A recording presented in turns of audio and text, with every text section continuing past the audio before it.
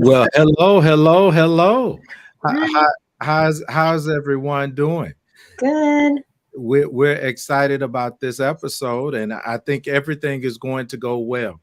I know we have those that are coming on, and I'm looking forward to Dr. Calendar as well as Dr. Melanson, and we are just coming on right here, right now, and I'm just so excited about what this presentation is going to hold forward to for us today. Again, this is the wonderful set of kidney talks by with the Ron and Joy Paul Kidney Institute. I'm your host, Reverend Dr. Kendrick Curry of the Pennsylvania Avenue Baptist Church, and I'm here with Dr. Joseph Keith Melanson of the Ron and Joy Paul Kidney Institute, as well as Dr. Clive Callender, who is of the Minority Tissue and Organ Transplant Education Program known as MOTEP. Good day, gentlemen, and I'm so glad you're here. And I am so excited about our presentation today because we have a wonderful presentation from a dynamic young lady that goes by the name of Katie Corcoran. Katie is a registered dietitian at the George Washington University Hospital Transplant Institute. She works as a part of a multidisciplinary team to help patients get listed for kidney transplants and provides nutrition education and counseling to patients after kidney transplant. Katie received her Master's of Public Health degree from the University of Michigan, Go Blue, and where she studied nutrition sciences. Katie has experience working with both adults and adolescents in the private practice arena, as well as setting a wide range of nutrition concerns. And she has found her niche in providing nutrition education and support to folks with chronic kidney disease. We want to welcome today none other than Katie Corcoran, our guest presenter today. So let's welcome her, and we're excited about the presentation that you are going to share with us today on nutrition as it relates to the kidney disease. Thank you so very much. Thank you. All right, so I'll get started with my presentation. So as it was mentioned, my name is Katie. I'm the dietitian at the GW Transplant Institute. Today I'm going to be talking about nutrition for chronic kidney disease, both before dialysis and then a little bit after dialysis, but mostly really talking about prevention in the early stages of kidney disease.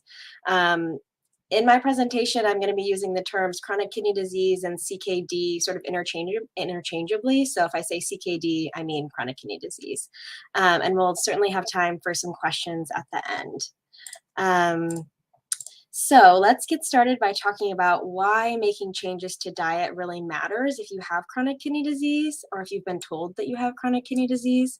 The first reason is because the kidneys are responsible for regulating and filtering fluid, electrolytes, minerals, and is really involved in the metabolism of calcium, vitamin D, red blood cells. Your kidneys do a lot of things. So when the kidneys start to decline in function, they're less efficient at doing these jobs.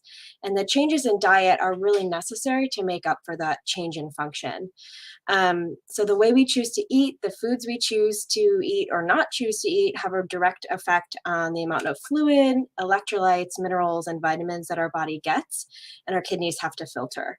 So having a chronic disease can sometimes make you feel like you have no control over the progression of the disease, but diet, at least especially in the early stages of kidney disease, really plays a big role in how quickly kidney disease progresses to the later stages of kidney disease.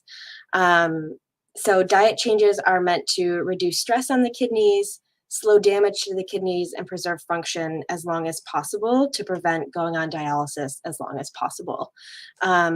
So this means that if you are able or willing to make diet changes, you could be prolonging your time off of dialysis, which, as anyone on dialysis could probably tell you, is really time consuming, exhausting, and not really fun. Another reason we focus on diet and kidney disease is because diet has a direct effect on other conditions that sort of lead to kidney disease. So high blood pressure, diabetes are the two main causes of kidney disease in our country. And so focusing on diet to help manage those conditions as well can also help slow damage to the kidneys, and preserve its function. And you probably will feel better if these conditions like diabetes and high blood pressure are managed or well controlled. And then finally, compared to things like high cost medications or other alternative therapies, which may also be necessary, making diet changes or lifestyle changes are relatively low cost and low risk ways to help improve your quality of life. So we not only want to preserve your health and prolong your life, but we want to make that long life a good life. So I'll get started in talking about some changes that can be made. So the diet really does differ and change based on your level of kidney function. So we're gonna go through the diet in the early stages of kidney disease, which is really my favorite part to talk about because it's the most liberal and you can eat the most things. There's less restrictions, etc. And all the way through later stages of kidney disease to dialysis. And I'll briefly talk about the diet after transplant. Um, so starting with kidney disease stages 1 and 2, the early stages of kidney disease, the goal at this time with nutrition is really, like I said before, to preserve kidney function and slow kidney decline. At this point, someone might not even know that they have kidney disease. They might not even really be experiencing any symptoms of kidney disease unless they're getting regular checkups from their doctor.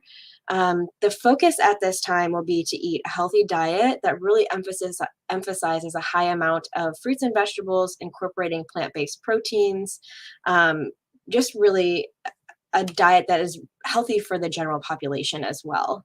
We'll talk more about what this looks like in the future slides, but you may or may not recognize some terms that I'm going to be using, like the DASH diet, the Mediterranean diet, plant-based eating, will be some of the things that we're going to talk about.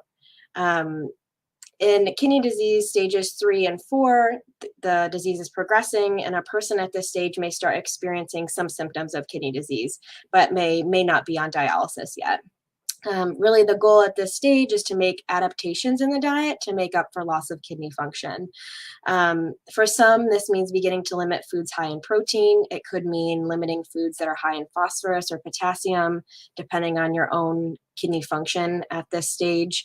And this is really when you want to start talking to your doctor about, okay, what do my lab values say? How do I need to change my diet based on my individual lab values? And then finally, in CKD stage 5, with or without dialysis, the goal of nutrition is really to maintain optimal protein status. You want to keep you strong and healthy as long as possible, especially on dialysis, and minimize the risks associated with the metabolic changes that occur with declining kidney function. The dialysis machine is not as good as a healthy kidney. So there will be things that you have to limit to make up for that. So the dialysis machine is attempting to replicate a kidney, but it is not as effective. So there will be some changes that you'll have to make. And unfortunately, the diet does become a little bit more restrictive. But let's start with kidney disease stages 1 and 2. So as I said, the goal for this stage is to preserve kidney function as long as possible and just keep you overall generally healthy. The practicals of how to do this include just really basic principles, and that's first, focus on eating a healthy diet that's rich in fruits and vegetables, plant foods, plant-based proteins can be included. Second is to limit sodium in the diet by limiting more so highly processed foods rather than necessarily the salt shaker at the table. And third, drinking enough fluid to keep yourself hydrated, and then focusing on making that fluid more water and less of the sweetened beverages. So these are some diets that you may have heard of that I mentioned in the beginning. You certainly don't have to follow a strict diet plan in order to be healthy or in order to, preserve kidney function. But these are diet patterns that are pretty well researched, and it's the reason that I'm bringing them up today. You may have heard about the DASH diet, Mediterranean diet, plant-based diet. They sometimes can be like trendy health words or things you see all over the internet, or they're all over the media. But really, these diets are well researched, and they are meant to be healthy diets for cardiovascular disease, hypertension, diabetes, and also kidney disease. Um, Certainly, there's a ton of cookbooks out there, diet resources, information on the internet, which can be information overload. But the good news is that these diets are actually very similar and they have a lot of things in common. I'm going to try today to make it less complicated. Um, so these are really the commonalities of all these eating patterns. They're really similar in fundamental ways. The good news is that the similarities in these diets are really greater than any differences that they may have. Each of the components listed here are aspects of the diet that are, again, highly researched, evidence-based, not only for kidney disease, but overall health for the general population. And the maybe less fun truth about this is that there's nothing particularly novel about any of these diets. There's no, things that will probably shock you. It's really information you've probably heard over and over again throughout your life. Um, Fruits and vegetables, whole grains, nuts, seeds, including plant-based proteins, which is something we'll talk a little bit more about. Choosing fat sources from plants rather than animals, and reducing or limiting animal protein to intake, and then highly processed foods. Really, if you haven't noticed the theme yet, the theme is that the plant-based foods make up a majority of the diet base, while animal-based foods, which includes meat, but also eggs, dairy, poultry, are accompaniments and make up a much smaller portion of the diet. But the good news is that these diets are highly customizable, and they really focus on, and what I like to focus on is foods to add instead of foods to eliminate. If you focus on the foods that you're adding, these healthier things that you're adding will start to naturally replace the less healthy foods. And it's less about restriction and more about really liberalizing the diet. And I use the word diet, but I really prefer to think of these as eating patterns. A diet indicates that this will be something that you follow for a short amount of time. It may produce quick results, but it's not necessarily beneficial for health. But an eating pattern means that this is a change that you make for the long haul to benefit your health. And it probably means that you're going to make small, gradual changes over time rather than overhaul your entire diet all at once. And this is really the benefit of making small gradual changes over time, is that it's easier to keep up with, and I think makes a bigger impact than just a short spurt of doing a fad diet and then going back to old eating habits. So we'll start actually with the DASH diet. Just giving you an overview of what it is. I'll go briefly through each one. But the DASH diet is well known for managing hypertension and high blood pressure. It emphasizes, again, nothing new here, fruits and vegetables, legumes, whole grains, nuts and seeds.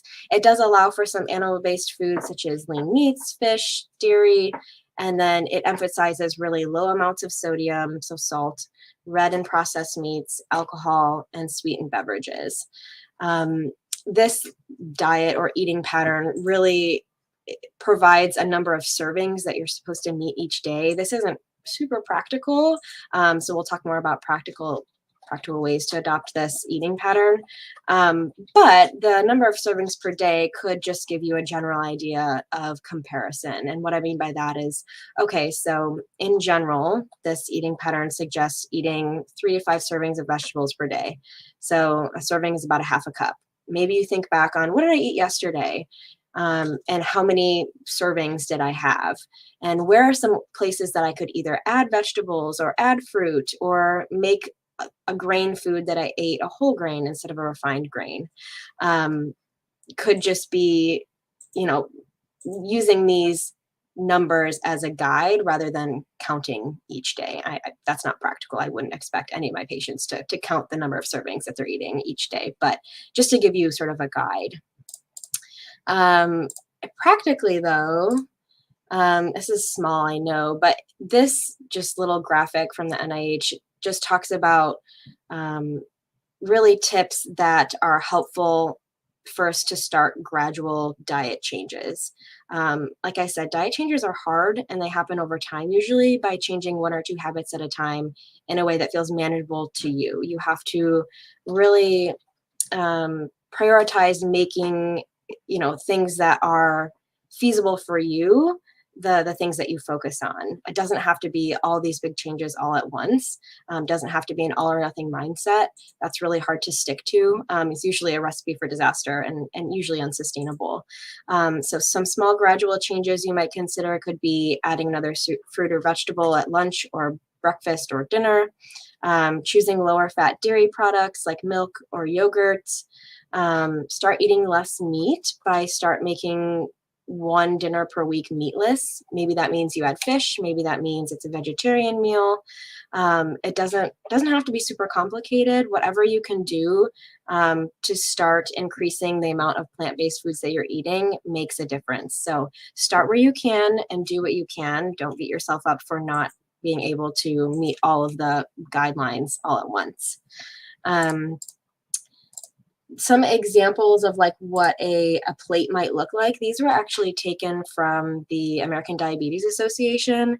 But the good news is that it really applies to the DASH diet as well. And a lot of people who have kidney disease may also have diabetes. So it's good that these diets really coexist pretty well together. So the theme you might be noticing on these plates is that about half of the plate or more contains fruit or vegetable. The half of the plate is the non-starchy fruit or vegetable. A quarter of the plate is the starch, the grains, the potatoes, bread, that category. And then the other quarter of the plate is protein foods, whether that's meat or the one picture on the right is yogurt. You can see that these plates are vibrant, they're full of color, they're versatile, and there's lots of foods that fit into this model. Doesn't necessarily have to be these particular foods, but maybe you could see how to make your plate more similar to this, not necessarily with the foods themselves, but the pattern of the half the plate fruit or vegetable, a quarter of the plate starch, quarter of the plate protein, using foods that you already eat or cook at home. So again, like I said, rather than feeling like you need to count up number of servings per day, it's probably easier and more practical to sort of just look at your plate and think about how you're filling your plate at each meal, starting with the foods that you already eat. Maybe you don't even change the foods that you're eating right now. Maybe you just change how you portion them on the plate. And this is pretty adaptable for most people. So we'll move on to the Mediterranean diet. So this is another highly researched diet for many chronic diseases, especially cardiovascular disease, diabetes, and even kidney disease. This eating pattern is really based off of that which is eaten in the Mediterranean region of the world. And the reason this diet is so well researched so heavily is because researchers found that individuals who live in this region of the world tend to live longer and have lower incidence of chronic disease than other parts of the world. So of course, people are interested in how do they do it? What do they do? What are they eating? How are they moving? What is their lifestyle like? This diet really emphasizes plant foods that are local to the region and includes whole grains, legumes or beans, local fruits and vegetables, as well as emphasizes, and this is different from the DASH diet, using olive oil as the cooking fat of choice. This diet does allow for moderate amounts of lean meats, local seafood and dairy products. It does allow for wine during meals, red meats, and sweets are only on occasion. But one of the parts that I really like about the Mediterranean diet pattern that is unique is that it really also emphasizes physical activity and social health. So the researchers who study this region of the world found that not only was the diet unique, but other lifestyle factors as well, such as incorporating physical activity just throughout the day. Physical activity here can mean anything. It doesn't mean you have to be hitting it really hard at the gym 5 days a week. It really can just be adding more activity in your daily life, whether that's going on walks instead of driving places, Maybe it's taking the stairs if that's feasible for you. Any type of movement really counts. And I always recommend my patients do something that they like or find something that's enjoyable to them because it makes it much easier to stick to. And consistency over time, really, even if that activity is light, is way more important than working really hard, maybe 1 to 2 times a month or even a week. Um, and then the other part of the Mediterranean diet that's a little bit different than other diets is that it includes social health. So you'll see here on the left-hand side, it says be physically active, enjoy meals with others. So that emphasis on, not only eating the right foods, but the environment that you're eating them in. So, in the Mediterranean region of the world, meals are often not only prepared at home, but also eaten as a family or with friends. And you can imagine this is much different than what we often see in the Western world or in the United States, which is really fast paced, lots of fast food that we've grown accustomed to. And there's really something to be said about slowing down and savoring food, especially in the company of loved ones. Maybe, from this presentation, the only thing that you take away is that you want to start cooking at home more and eating family meals. And if that's the only thing you take away, that would even make me happy. That would be satisfactory to me, because social health is really an important part of our overall health and does impact our physical health. So some unique features of the Mediterranean diet, like I said, it's a little bit different from the DASH diet, is to first focus on the source of fat rather than the amount of fat in the diet. So the DASH diet, which if you're following all the recommendations, to a T, is rather low in fat. And the Mediterranean diet is not low fat and is really liberal with adding olive oil and nuts to meals and dishes and snacks. And it really emphasizes that it's not the fat or the protein or the carbohydrate, percentage that makes up your diet that matters, but really the diet pattern overall that's more important for health. So you can follow a low fat diet and get enough nutrients that you need if you're, eating all the right foods, or you can follow a higher fat diet. The Mediterranean diet tends to be a little bit higher in fat, and it's still a healthy diet. The other unique feature that is part of the Mediterranean diet is consuming more plant-based protein, and also fish as the main protein source. You can imagine there's an abundance of seafood in the Mediterranean region of the world because they are so close to the water, and consuming local fish is emphasized over meats. We also know that fish are unique compared to meat and poultry in the type of fat that they contain, because they contain what are called omega-3 fatty acids, and these are really good for heart health. And certainly food that is good for your heart health is going to be good for your overall health, including kidney health. Again, plant-based proteins are also emphasized in that not every meal contains either fish or meat. Beans and lentils often make up the base of meals. And then finally, in comparison with the DASH diet, which emphasizes consuming low-fat dairy, like low-fat milk or cheeses, the Mediterranean diet really emphasized consuming fermented natural dairy products. So drinking milk like we do in the United States is less common in that region of the world, but flavorful cheeses like Parmesan and feta, used in smaller amounts, or Greek yogurt, plain Greek yogurt, are really staples of meals in the Mediterranean.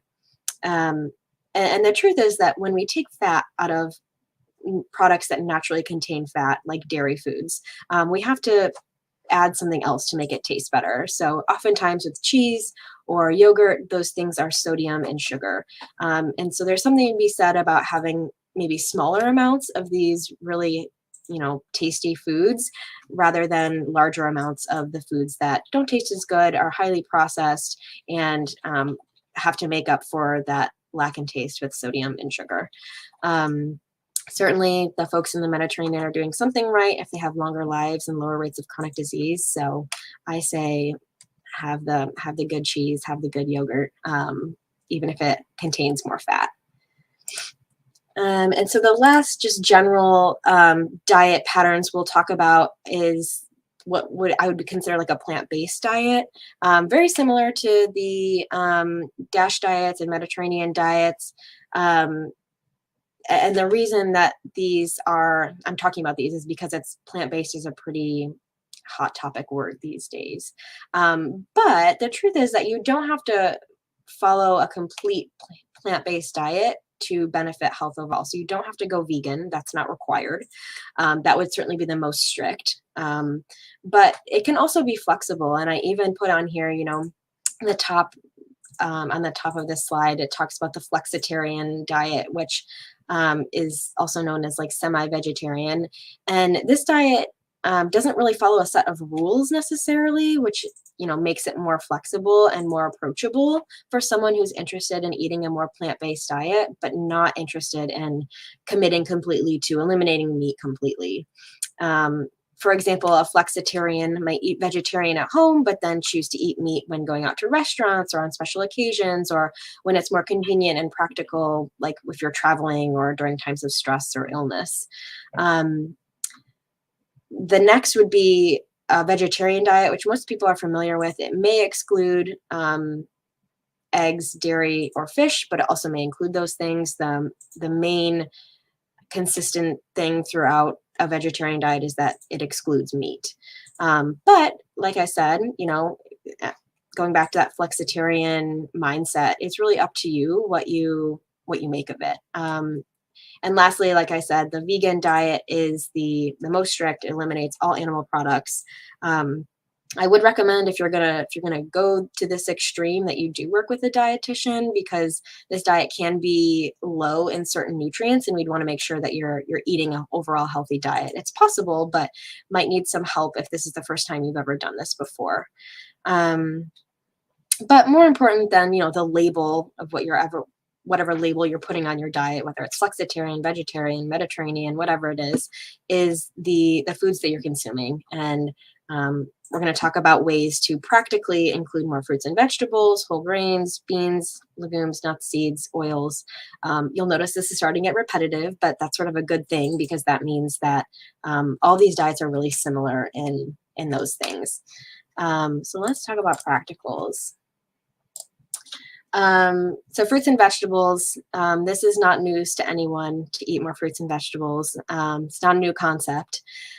They're, a great source of vitamins and minerals, fiber, antioxidants, and really a lot of other compounds that we don't even know about yet that contribute to health. There are so many, complex compounds in fruits and vegetables and plants that haven't even been discovered yet. We'll talk about supplements briefly at the end of this presentation, but this is really one of the reasons that why eating whole foods is better than taking supplements. Supplements are really just isolated compounds, and they are not equivalent to eating the whole food. So eating, garlic with your meal, you're cooking with it, you're eating it, is much different than taking like a garlic pill, which is really concentrated source of some isolated compound, but not quite as good as the whole food. We talked about before, with fruits and vegetables, really following the plate model. So filling half the plate with fruit or vegetable at meals, and then, incorporating them to in meals and snacks as well. I've listed here on the side some maybe practical ways for you to start increasing fruits and vegetables at meals, whether that's at breakfast, lunch, dinner. It doesn't have to be complicated. It could just mean adding a little bit more on your plate at a meal, or maybe on top of your cereal at breakfast, you add a banana or some berries. Like I said, those small changes over time are what are going to make the biggest impact. I also emphasize variety day to day or week to week in fruits and vegetables. If apples and broccoli are the only fruit or vegetable that you eat, you're missing out on a lot of nutrients that you could be getting if you ate a wider variety. So this is an opportunity to try new things, try new ways of cooking things, try new ways of preparing things, adding different sauces and herbs, and it's an opportunity to be creative, especially when we're cooking at home more and trying to reduce the amount of like processed or pre-prepared things that we're eating. I say might as well try new foods, try new fruits or vegetables, try new spices, try new herbs, things like that. Next is incorporating more whole grains, legumes, nuts, and seeds. All these things are good sources of fiber, plant-based protein, heart-healthy fats. Whole grains are different from refined grains because they contain more fiber, they contain more protein, they do have fat in them, vitamins and minerals. And all these things are, most of these things are stripped away when we refine the grain in something like white bread or white rice. Um, Legumes like beans and lentils are a really great way to start incorporating plant-based proteins. And then nuts tend to be a really easy and convenient way to incorporate heart healthy fats, whether that's, at meals or at snacks, pretty portable, convenient option. Um, I've, got pictures here of maybe easy snack ideas, ways to incorporate these foods in snacks. Popcorn is a whole grain. I would just recommend, cooking it at home or air popping it with oil instead of butter. Um, Whole grain toast with peanut butter is a great snack idea. All these things might be something you interested in trying. We'll also talk about choosing plant-based dietary fats.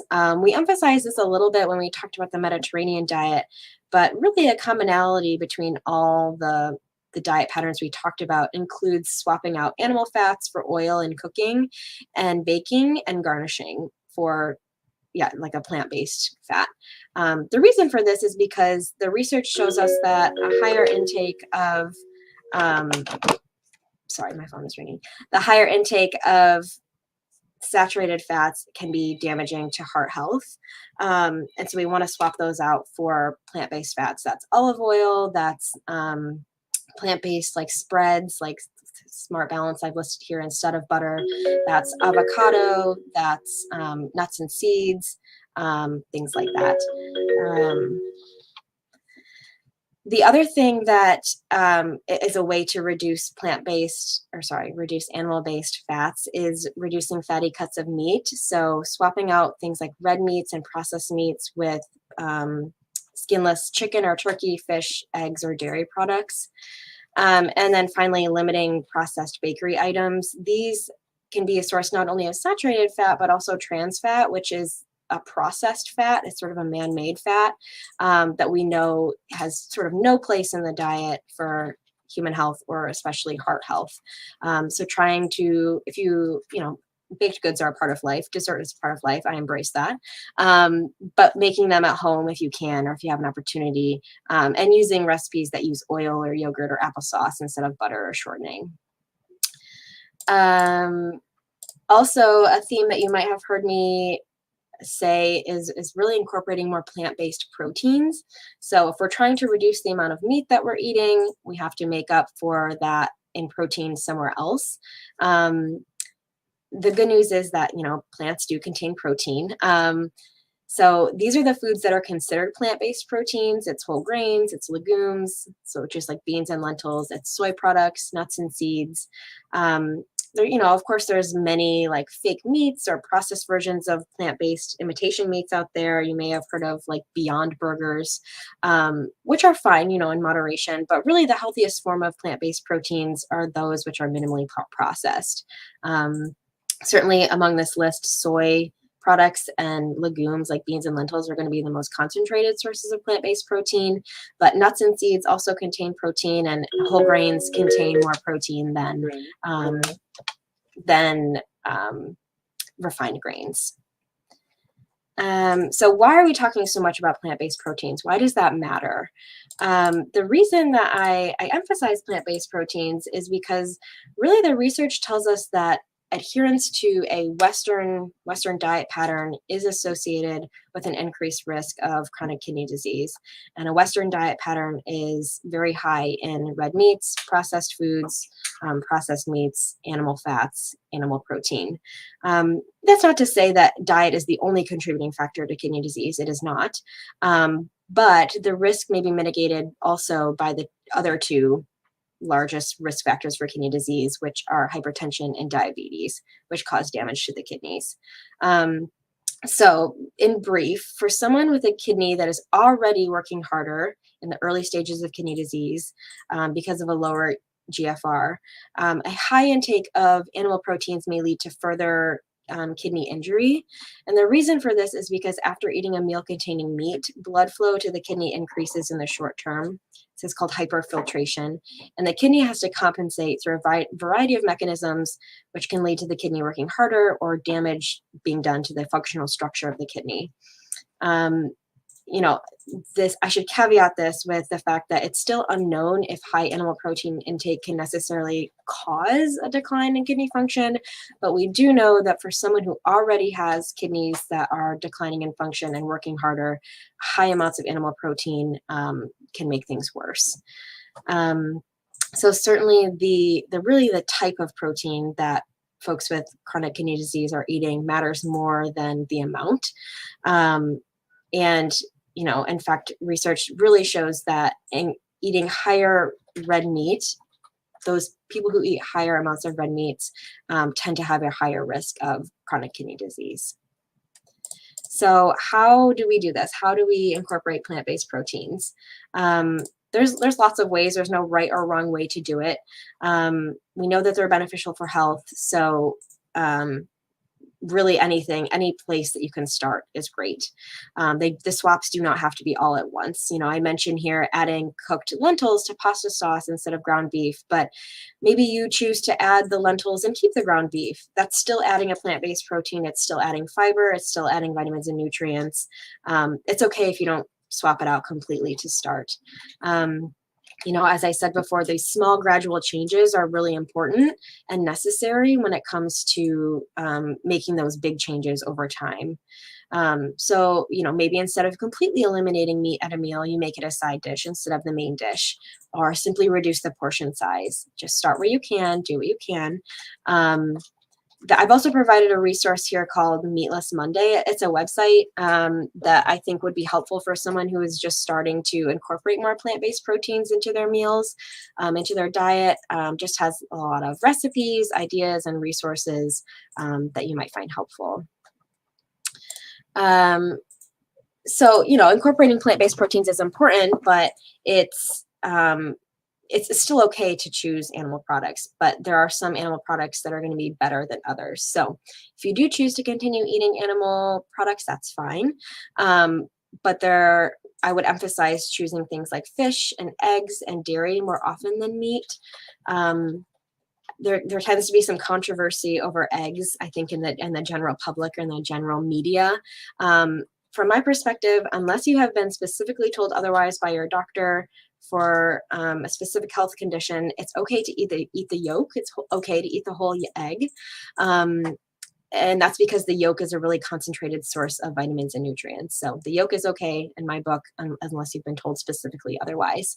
In terms of dairy, it's okay to choose, you know, like the reduced fat options rather than like the completely no fat options. Like I said, the zero fat options tend to be lower in flavor.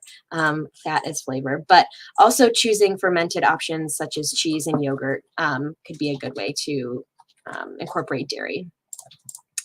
And then, of course, talk about sodium. This is probably, again, not something that's new information to people, but as you start to transition your eating habits, really, if you're incorporating more whole foods, your diet will naturally be lower in sodium. If you're replacing highly processed foods with whole foods, and you're eating out less, if you're cooking at home more.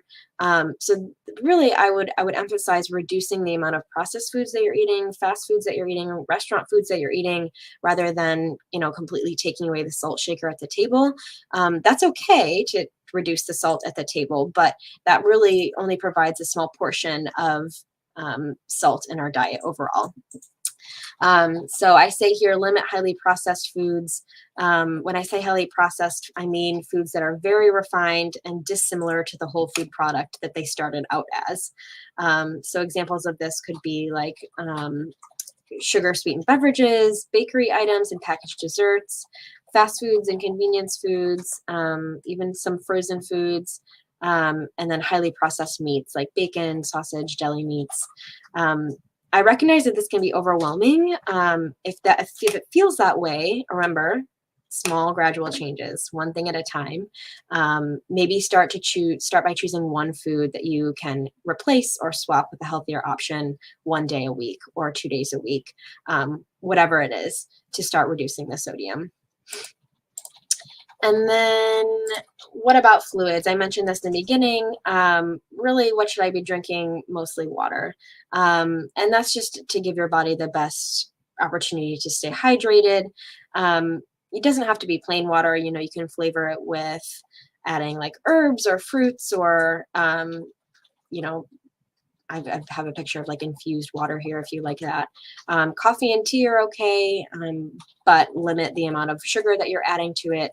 Carbonated beverages are really popular right now. So like sparkling waters would be a good way to spice up water if water feels boring to you. Certainly you don't have to go overboard on water. You don't have to be guzzling it all day long. That's not necessarily more helpful. But the general recommendation is like 64 ounces or 8 cups a day. So that is all I'm going to say about early stages of kidney disease. Hopefully that makes sense in terms of yeah, just general health. I'll briefly go over like lower or later stages of kidney disease for nutrition.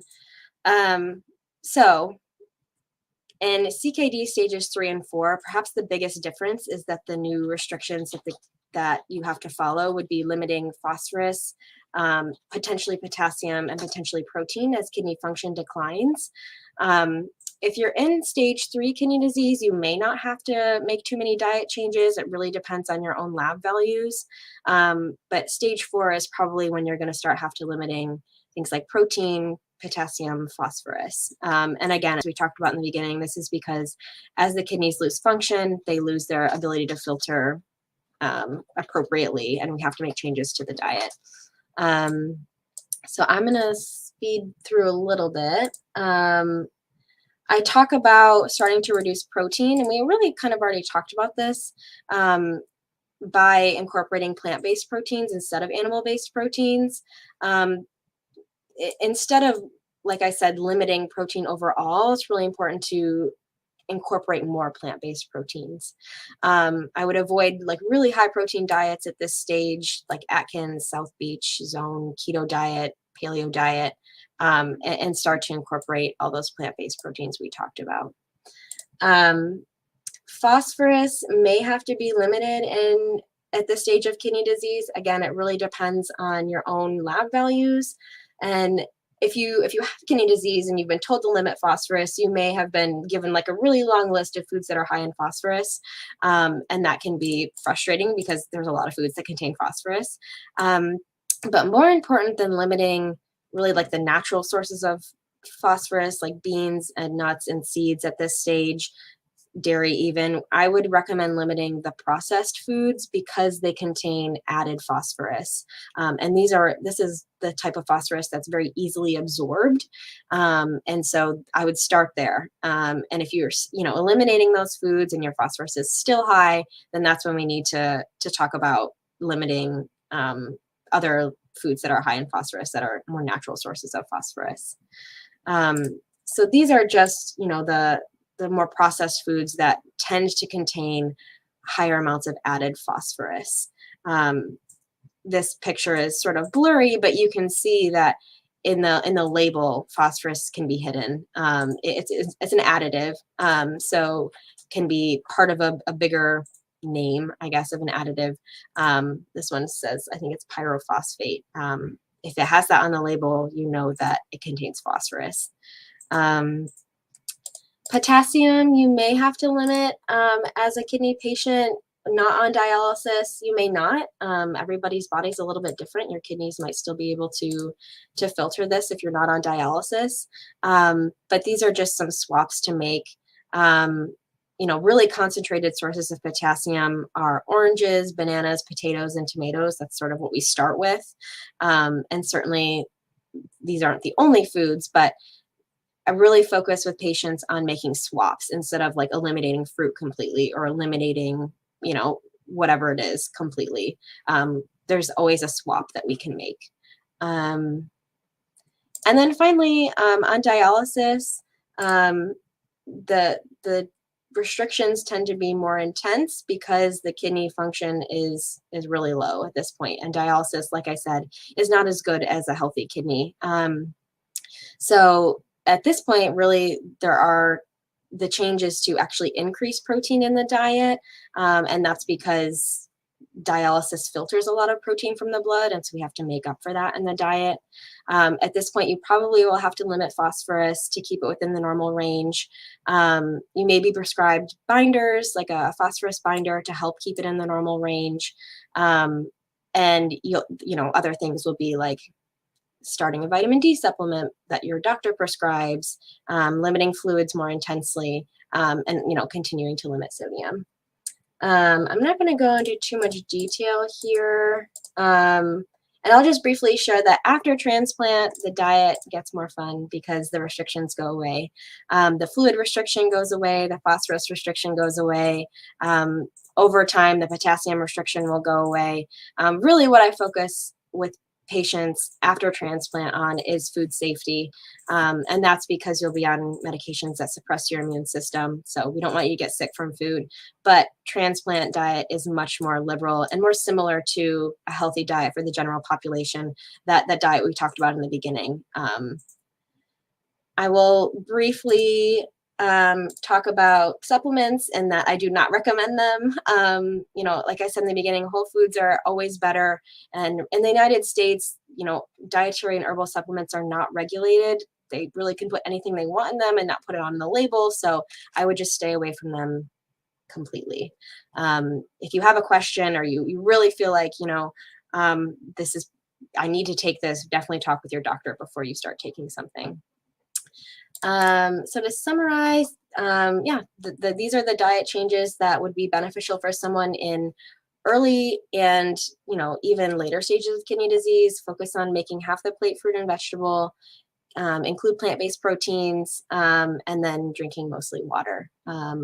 So hopefully this was helpful. Sorry I sped through the end a little bit. Just wanted to make time for questions at the end. But that is it. Thank you so very much for excellent presentation. And we're just excited about changing our lifestyle. I think you talked about liberalized eating patterns that we really want to begin to look at. I know I invite our audience to put in questions in the chat for Facebook and others. And I'd like to go ahead and get started with some of these questions if I don't have any quick, brief comments from our physicians who are on the line. Dr. Melanson, Dr. Callender. Hello. First of all, Katie, great talk. It was very comprehensive. You did a phenomenal job. And I have a lot of questions, but I don't want to hog things here. But I want to start with two of my favorite snacks and just ask you if they're healthy. So I think you mentioned popcorn, and I think I know what you're going to say. It depends on what you put on the popcorn, but that's one of my favorite snacks. And then how about tortilla chips? They're so wholesome. But let me know what you think about those two snacks. And then one more thing, when you go to the grocery store to buy fish, they make a difference, particularly Whole Foods. It puts the green label versus yellow label. Is some fish better than other fish, like farmed versus wild caught? And then how about seafood, like oysters and shrimp? And those are my questions. Okay, well, I will start with the popcorn question. Yes, popcorn is a whole grain, so a good option. Like you said, it really depends on what you're putting on it. So certainly making it at home or using oil instead of butter, if you're making it at home, doing air popped, those things are better than sort of the movie popcorn version, which I know is more fun. But tortilla chips, the ingredients are really like corn and like oil, and that's really it. So in terms of like processed foods go, I would say that that's a better option than some other things. However, they tend to be very high in salt. So that is where you get caught. There are like lower salt versions of those foods. But everything in moderation is my motto. And then fish, I would say that if you're just starting to incorporate fish in your diet, like don't worry too much about like the farm raised or the wild caught or whatever it is. The goal is to eat more fish. So if that means, however you can get it or whatever is feasible to you or available to you, I would say start there. I don't know if there's probably some differences in terms of like the type of oil and the type of, fat that those fish have in them, whether they're farm raised or wild caught, but it's probably pretty minimal in terms of like health at this point. I don't know how well that's been researched. Well, I know Dr. Melanson would always ask those questions because it deals with cost for a lot of us. And yes, and I would say, whatever you can afford or whatever's available Yes. to you, that's a better option than, just not eating it at all because it's too expensive. Quickly, Dr. Callender, because we have questions that are coming in from our audience from all over the country, and welcome to you. Let's go with their questions. All right. First question I'll take is there a better diet for a man on peri-dialysis versus hemo? And you all can explain that. And he has frequent bouts with nausea and vomiting. Yeah. So if someone is on peritoneal dialysis, really the difference between that and hemodialysis, the diet, is that you're going to need more protein just because that filters more protein out of your blood. So definitely higher protein on peritoneal dialysis. I can't say exactly why this person is experiencing nausea and vomiting. It could be you're not getting enough dialysis. It could be just like holding the fluid in your belly is uncomfortable and could make you feel full, could make you feel nauseous. That's definitely something I would ask your doctor about. But there's no specific diet that's going to cure that, unfortunately. Wow. Let me jump in with this other question. This excellent question. How does poultry weigh in versus red meat? I think you answered that, but it's worth repeating. Okay, sure.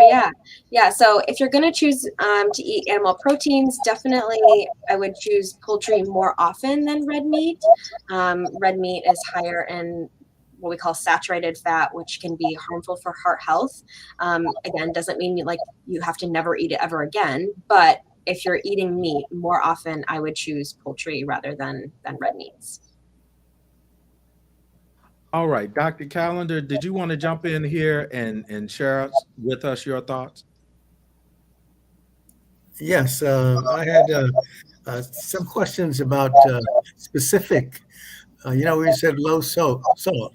What does that mean to people in terms of grams and milligrams? When you say low salt, what do you mean? Yeah. I don't really have an answer for that, to be honest, but I would say that if you can find an option that says no salt added, I would choose that first. But if that's not an option, lower sodium, I don't know what the exact requirement is. I think it has to have like less than a certain percent amount of the daily value of sodium per serving. But I don't think that there is if something says like reduced salt, that just means it has less salt than the original version. It doesn't mean it's actually low in salt. Yeah, we used to use 2 grams sodium as a limit, but I guess it varies on how bad your kidney function is and how you tolerate sodium. But we used to use 2 grams sodium diet as what we did. What about the phosphorus? How does a person decide how much phosphorus they can ingest? Yeah, that's a really challenging one. I think the recommendation is like for someone on dialysis is like 800 to 1,000 milligrams per day, but it's really hard to count phosphorus if you're like looking at nutrition labels because it's not on the nutrition label, at least right now in the United States. So more than, counting things or counting milligrams, I would focus on looking at the label and see if it includes the word phos in the ingredient label. And if it does, you know that it includes phosphorus. Unfortunately, it doesn't tell you how much, but it maybe if you're deciding between 2 brands of something and one contains phosphorus and the other one doesn't, choose the one that doesn't contain the phosphorus. But, foods naturally contain phosphorus. Healthy foods naturally contain phosphorus. There's, animal proteins and nuts and beans and seeds all naturally contain phosphorus. So like I said, but before you start eliminating those healthier foods, start to cut back on the processed foods. What about sugar? That's one of the things that we love so much, and it's allegedly killing us. So what are your thoughts relative to the amount of sugar intake that we should partake in? Yeah, I mean, I would say, limiting it overall. I'm definitely a proponent for like dessert as a part of life. Everyone needs dessert. So it's okay to have it. I would really emphasize decreasing it in things like sugar sweetened beverages first, because that is a place where it's sort of hidden. And we maybe are not realizing how much we're drinking or how much sugar we're consuming in drinks. And then, then we also have dessert, and we also like have sweet foods throughout the day. So if you can start by reducing sugar in beverages, I think that's a great place to start. I love the way you talked about grains, but I wondered to the people outside, when you say grains, what does that mean to them? Mm-hmm. What are your thoughts about that? Yeah, so grain foods are foods like pasta, rice, bread, really any popcorn is a grain. All these foods I would emphasize choosing like the whole version. So if you go to the store, choosing like the whole wheat bread, the whole grain bread, choosing brown rice over white rice. However you can, choosing like the whole grain version, whether that's in crackers or chips or whatever it is. That's going to have more fiber. It's going to have a little bit more protein. It's going to have more nutrients and overall. All right. This is some excellent information. You left off at grains. I wanted to know, is there really a distinction between white, brown, and black rice? It's a good question. So the difference between brown and white rice is that white rice has been stripped of the fiber, lots of the nutrients, the vitamins and minerals, and it's sort of been polished to, it's just been refined. Brown rice contains the fiber, it contains the fat, it contains the protein, the vitamins and minerals. It's a whole grain. Black rice is really like a different variety of rice, but it is a whole grain. So it would be considered, part of that category. All right. We have a couple of additional questions that have come in. One says, have there been cases of stage 3 or 4 kidney patients who eat a kidney-friendly diet, living long without a transplant? Very important question. Yeah, that's probably a good question for the doctors on here. I'll pipe in, because that is a very, very good question. And, the answer is, and Katie, she talked about this a little bit earlier, the top 3 reasons to have kidney disease is high blood pressure, diabetes, and then obesity. Diet is part of all of that, right? That's what Dr. Callender was getting at when he's talking about sugar and salt, because those are the 2 things that are killing us. Absolutely. Right? So the answer to that question is yes. If you can treat what's causing your kidney disease, you can get it to halt, particularly if you're early stage 3, and you can actually get better kidney function. You can go in the other direction if you stop the problem. Now, if your problem is high blood pressure, well, one of the main drivers of high blood pressure is salt in the diet. Dr. Callender's right, about 2 grams a day is what we recommend. But Katie's also correct when she's saying you're not going to be able to measure that just eating a normal American diet, right? I mean, you're going to be over 2 grams a day. Right. So what you have to do is you have to convert from eating refined stuff, the kind of stuff you buy at a convenience store, or fast food. Basically 1 French fry is 2 grams of salt. So you're eating fast food, you're going over on the amount of salt per day. Wow. So what you really need to do is you need to start cooking at home, making your own lunches, those sorts of things, decreasing the salt, get your blood pressure under control. So if your blood pressure is under control, and remember, we've talked about this, Reverend Curry, What does that mean? That means that top number doesn't go above 140, 40. right? That top number is like in the 120s, and that bottom number doesn't go above 80. So that's the first thing you got to do. You need to be checking your blood Absolutely. pressure every day. So you make the changes, and then you got to see if the changes have actually lowered your blood pressure. So the answer to our question is yes, but you got to make sure that the proof is in the pudding. In other words, your blood pressure is normal, and if you have diabetes, your blood glucose is normal. If those things normalize, then you can stabilize your kidney function. One quick question. I know we're running out of time, but this is another important one. Is there anything that you can say to speak to regarding listeners who've experienced kidney stones? Some healthy diets include that can be problematic for persons with kidney stones. What's the kidney stones? We're really looking at how they, folk have experienced them, and what should they do with regard to their diets? Yeah, that's a good question.